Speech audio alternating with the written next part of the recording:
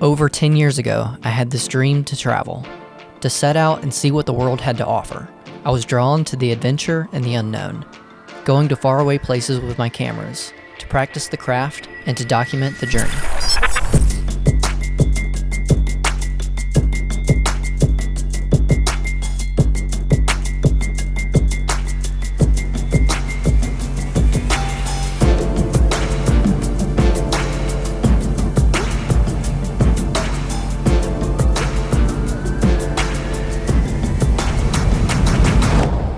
I've hiked volcanoes in places like Nicaragua and Iceland. I've been to temples and holy places, from Bali to Israel. I've been on safaris in South Africa, and I've hiked alongside the Nile River in Uganda. And after traveling all around the world, the last place I thought I would end up is here.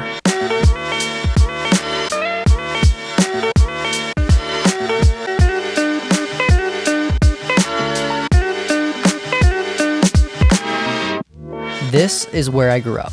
A little lake out in the country, surrounded by farmlands and forests in the heart of North Carolina. Growing up out here was a gift. Clean air, the peace and quiet, and spending summers out on the lake. But this gift of my early years wasn't something I learned to appreciate until after I'd left. But that's the funny thing about growing up. Some lessons can only be learned with the aid of our most valuable resource, time. The ability to look back, to examine who we were and what dreams we were chasing, to clearly see the paths we took, the twists and the turns, and the choices that we made that led us to this moment. Hindsight is always 20/20. When I look back, I never planned to be here. Not specifically at the lake, but in my life and in my career. And to be honest, I don't really have a plan for what's next. But I found that cameras can be a useful tool to help find perspective. I grew up during the dawn of the home movies, so cameras have always played a central role in my life, capturing all my awkward moments of me trying to find my place in this world.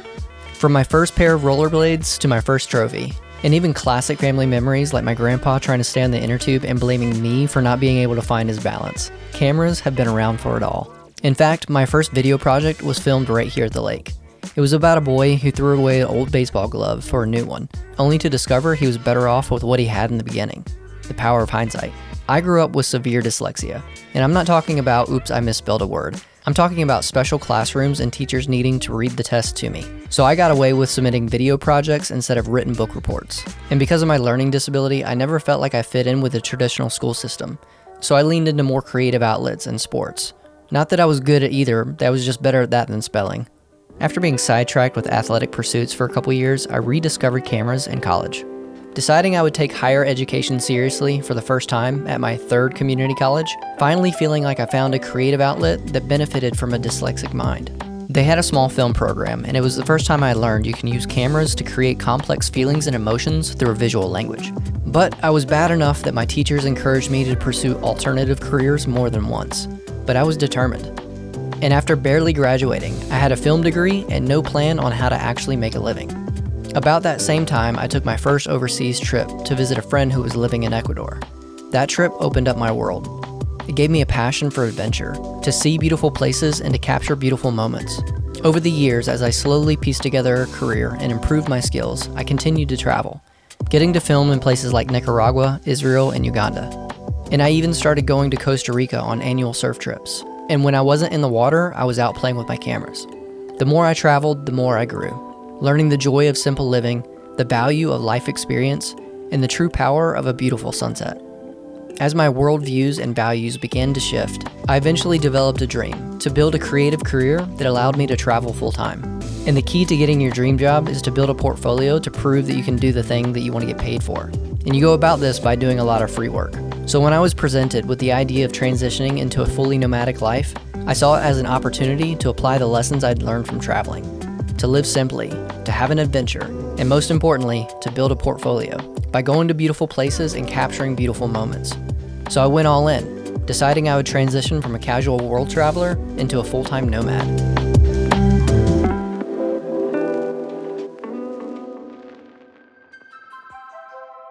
A modern nomad is someone who roams the open roads, trading the traditional sticks and bricks home for one with four wheels, seeking good weather and hard-to-find places, leveraging modern technology to live comfortably in the wild. At least these were my expectations. But the price to transform your life requires change, and change is surprisingly difficult. But nomads have the ability to look at the world around us and dare to think outside the box, to assign value to other aspects of life besides success and currency, and the courage to take action. For Mike and Jill, this nomadic journey was all about the value of time. It's tough going to get people, even friends, kind of tell us, like, you guys are crazy. I don't know, it's what we want to do though. Each time during employment that we were to get a raise or change jobs and earn more money, it was like lifestyle creep, as a lot of people talk about. So we got a nicer apartment, we got a nicer car, got a nicer house, and we didn't want to fall into that trap that is somewhat of a societal norm where we're going to work 9 to 5 until we're 60, 65 years old, retire, and then live our glory years. It was like, how can we flip that on its head and live our whole life, on our own terms and timeline? So for us, it was more about how can we create time freedom.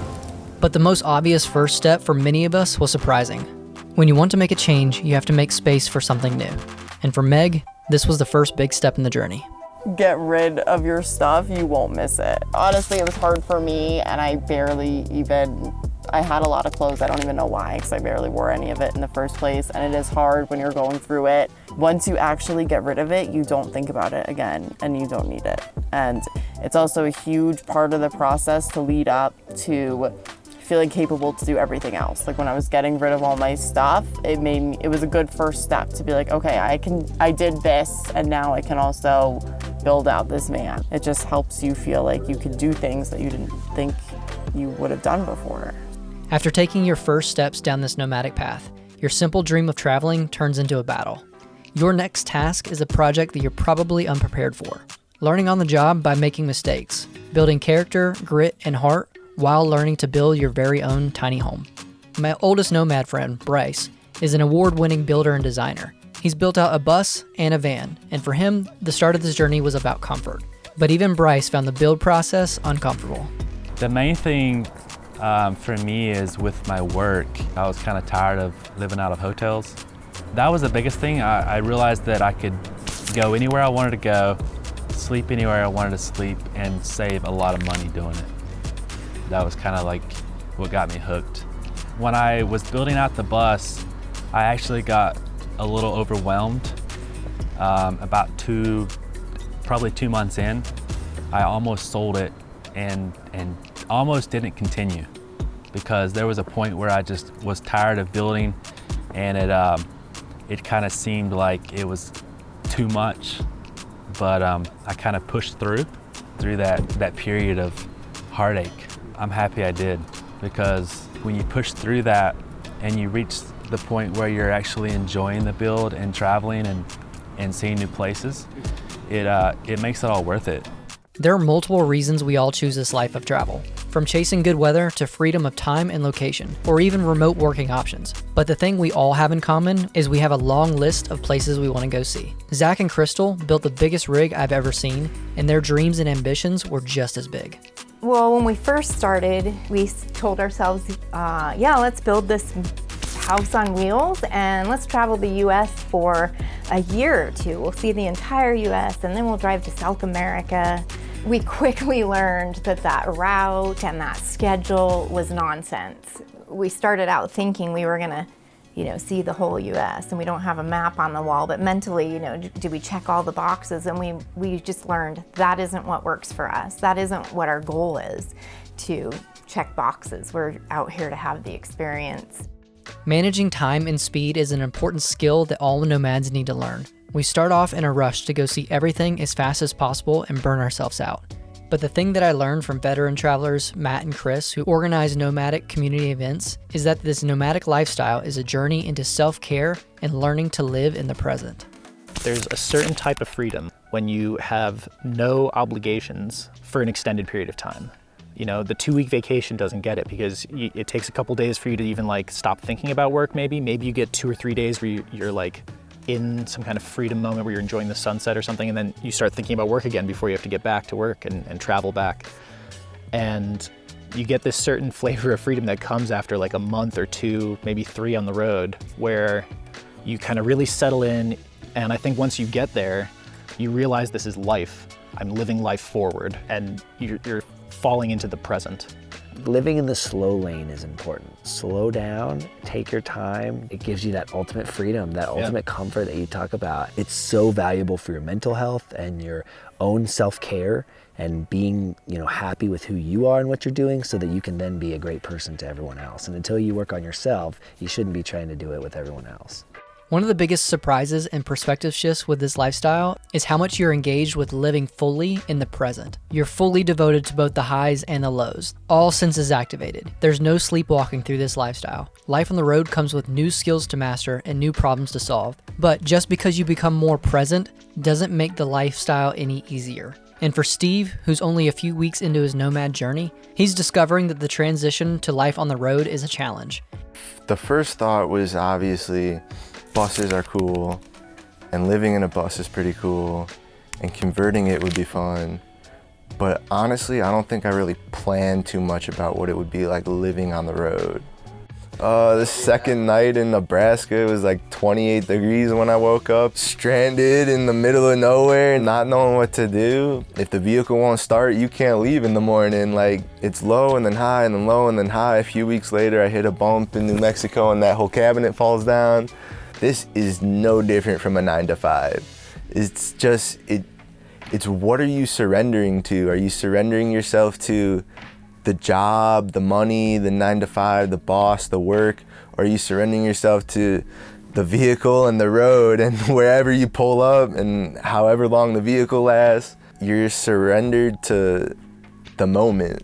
And even when the vehicle is working fine, you're in a constant state of mental juggling. Like, how much water and power do I have? Where's the next fuel stop? Where's the next public restroom? How long can my groceries last? And when was my last shower? It can all feel very overwhelming.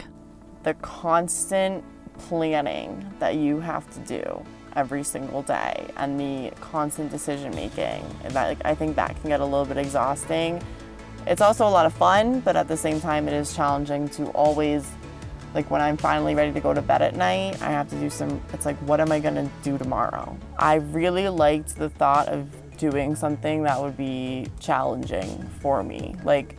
I wanted to get better at problem solving and dealing with those things on a daily basis.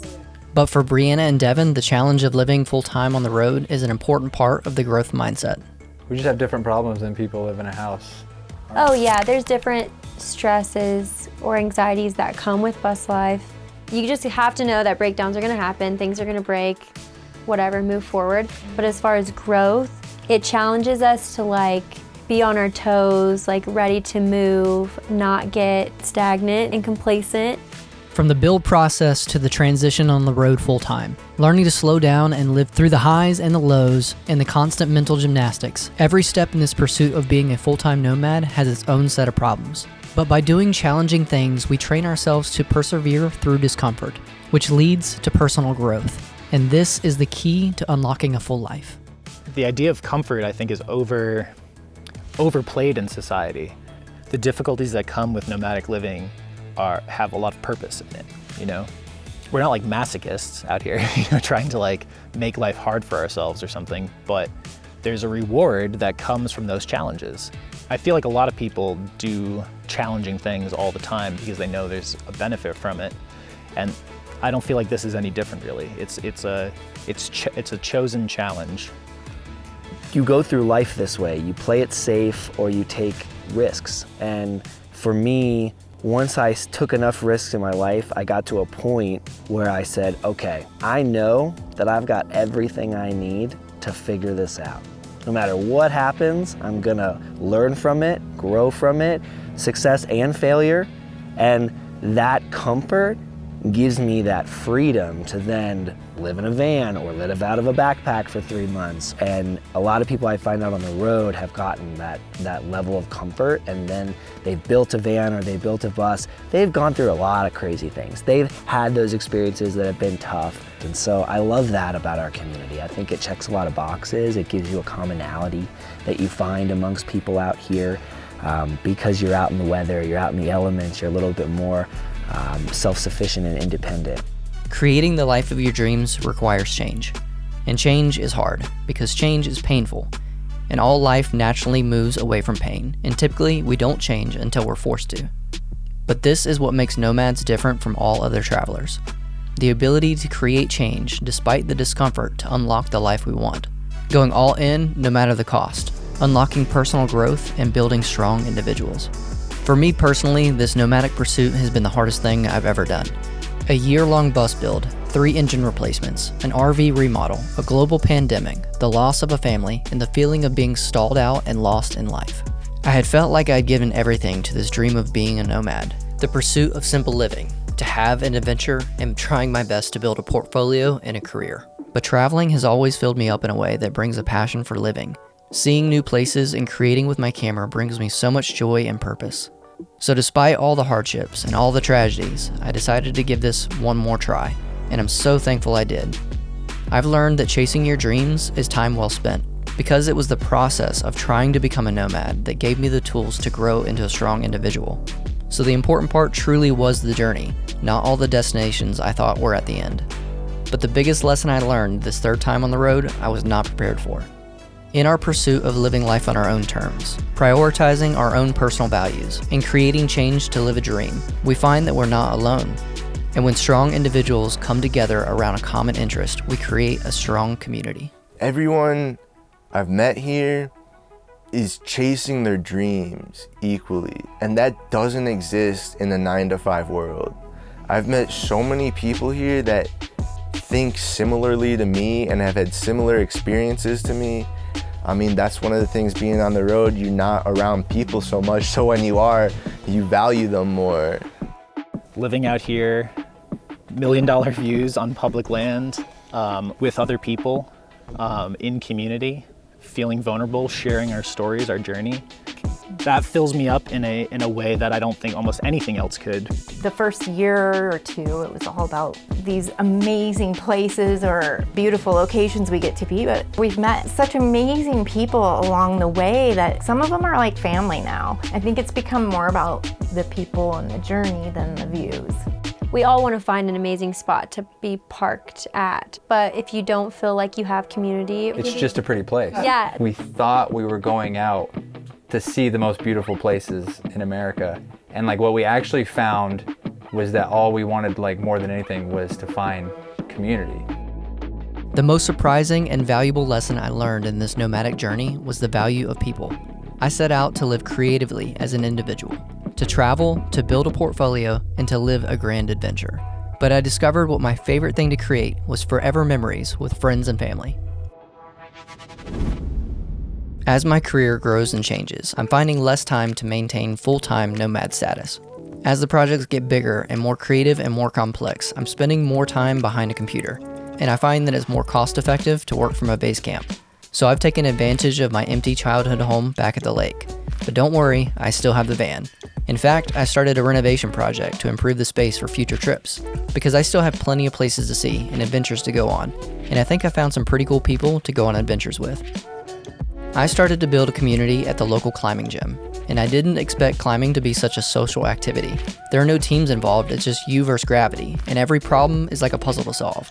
It's extremely difficult and challenging, so as people take turns trying to solve the climb, we share insights and encourage each other. Like nomads, climbers do difficult things by choice and for fun, and climbers also go on a lot of outdoor adventures. You can usually find a group to go climb outside most weekends. Either bouldering low to the ground, which I prefer, or climbing on tall walls. They let me tag along and practice being a creative. There's a subgroup within the large group for just about everything, from mountain biking and running to ultimate frisbee, and even a group that likes to walk around in the woods with heavy backpacks for a few days. They call it hiking, but it's more like wandering. Fun fact, apparently I complain a lot if there's nothing to take photos of. When the weather is good and the sun is out, we have over 30 people that show up to play sand volleyball every Wednesday. And every few months, we take a big group climbing trip to either the Red River Gorge in Kentucky or the New River Gorge in West Virginia. And that's where I got to try something I've been wanting to do for a long time. If anyone comments about the bacon crispiness in this video, I'm gonna cry. Because I truly don't care. I'm gonna put like a lower third, like not very crispy bacon. We are out here at Somerville Lake in West Virginia. About to do some deep water soloing. I love this. It's a little paddleboard adventure. Gorgeous day, gorgeous view. Couldn't ask for anything greater.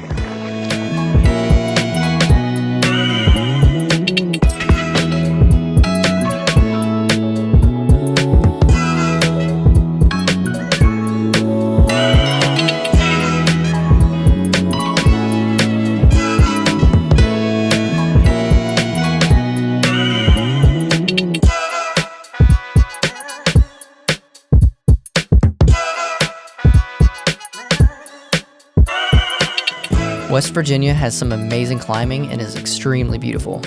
I love getting to spend the day out on the river, getting to experience what it must be like to be a local. Part of traveling has always been to find a place to settle down one day.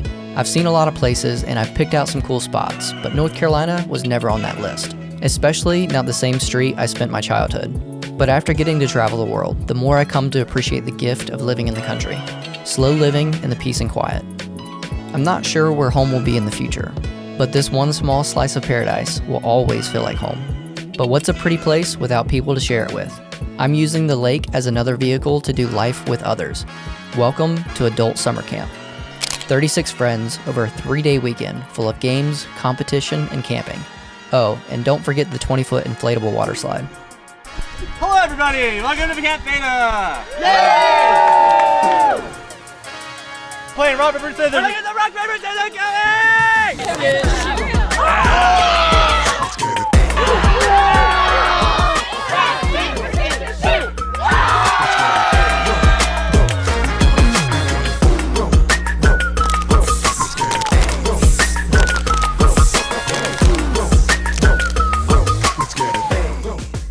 This is the largest group of friends I've had in my adult life, and each one is a grade A first-round draft pick. This is a very active group of young professionals with a healthy social calendar. And what I'm learning from their stories is you don't have to become a nomad to change your life, to chase a dream, or to grow and become a strong individual. If you want to change your life, here's a simple formula. Set your intention, change the behaviors, build good habits, and learn new skills, and practice until it becomes second nature. Don't be afraid of challenging things. Be stubborn with the vision, but flexible with the plan. P is for party. Bigger and better. All night long. R is for right now. T is for take it some. Y is for why not. Party! This is a group of strong individuals that built a community at a gym, and we formed a family through our pursuit of living a full life and doing it together. And shout out to the 3 camp counselors who planned the event. I just played host. They did an amazing job, and everyone can't wait till next year. And they even handed out trophies at the end. Best chef, also not Evan. Thank you. Best ball kicker. One for the best host, Adam. No way. That's dope. I've lived enough life to recognize I'm living in a time I'm going to look back at these moments as the good old days. And I love that I get to capture memories with my camera that I will treasure forever. I'm so grateful that cameras have been such a big part of my entire life. They're both my hobby and my career. Cameras help me capture and interpret the world around me, revealing new perspectives and new details, capturing glimpses of magic that only exist for a moment, or hidden in the passing of time. They help me understand how big the world truly is and my place within it, and allow me to create art and share stories that I hope serve the world. Traveling opened up my world, and it gave me this dream to live creatively, to go out and have an adventure, and to try to build a career. And after 10 years, 13 countries, 25 states, 3 vehicles, 13 months of demo and construction, and 15 months living as a full-time nomad, mission accomplished. Looking back, trying to build a creative career as a nomad might have been the most challenging way to get there. Hindsight's 20/20, right? But I wouldn't trade it for the world. I never set out to build anything grand, just to live creatively and see the world and have an adventure. And in some ways, it feels like my story is just getting started.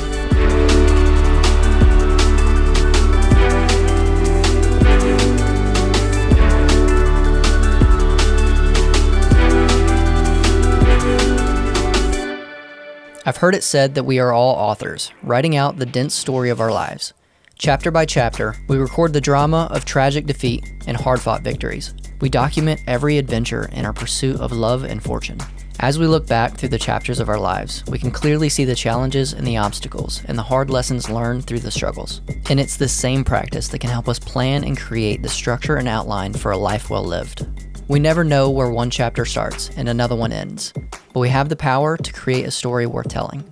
The purpose of story is to entertain, to share truths and insights into this human experience, helping us assign meaning and purpose to the world around us. The value of story is to gain wisdom, understanding, and new perspectives, learning valuable lessons without suffering misfortune. But the power of story comes from sharing it with others. building a bridge towards community and unity as we navigate through this crazy adventure called life. And I truly am honored, thankful, and humbled that I get to share my story. Because I'm no poet, I'm no teacher, no mentor or motivational speaker. I'm just a dyslexic kid with a camera, trying my best to fill all the chapters with pretty pictures. And I think I'll call this chapter Becoming Borderless.